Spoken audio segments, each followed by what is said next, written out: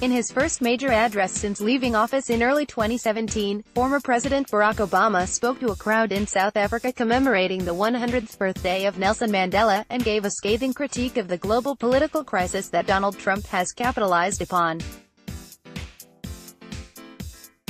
At the end of the 20th century, while some Western commentators were declaring the end of history and the inevitable triumph of liberal democracy and the virtues of the global supply chain, so many missed signs of a brewing backlash, the 44th president told the assembled crowd of roughly 1,500 people.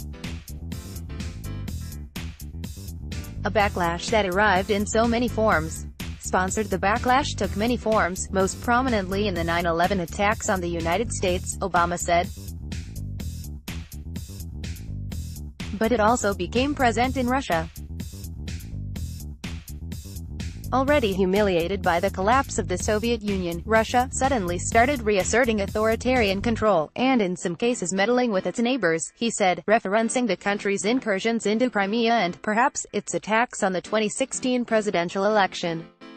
You started seeing populist movements, which, by the way, are often cynically funded by right-wing billionaires intent on reducing GOVT constraints on their business interests. These movements tapped the unease that was felt by many people who lived outside of the urban cores, fears that economic security was slipping away, Obama continued.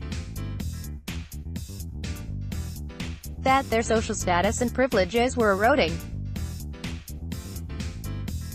That their cultural identities were being threatened by outsiders, somebody that didn't look like them or sound like them or pray as they did. The 2008 financial collapse, Obama said, resulted in years of hardship for ordinary people all around the world and made all the previous assurances of experts ring hollow, all those assurances that somehow financial regulators knew what they were doing. In a sly reference to Trump's propensity to take credit for economic upticks, Obama noted that, because of the actions taken by governments during and after that crisis, including, I should add, by aggressive steps by my administration, the global economy has now returned to healthy growth. Nevertheless, the credibility of the international system, faith in experts in places like Washington or Brussels, all that had taken a blow. And a politics of fear and of resentment and retrenchment began to appear, the former president said. And that kind of politics is now on the move.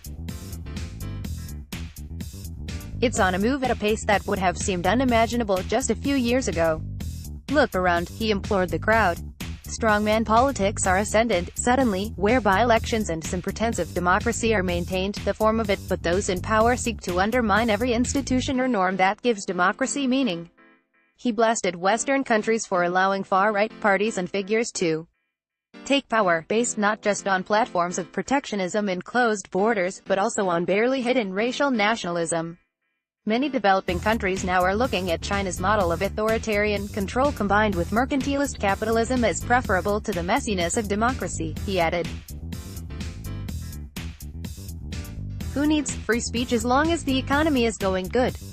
The free press is under attack, Obama continued, deploying another jab at Trump. Censorship and state control of media is on the rise. Social media, once seen as a mechanism to promote knowledge and understanding and solidarity, has proven to be just as effective at promoting hatred and paranoia and propaganda and conspiracy theories, the former president said to raucous applause. So, on Madiba's 100th birthday, we now stand at a crossroads, Obama foreshadowed. A moment in time at which two very different visions of humanity's future compete for the hearts and the minds of citizens around the world.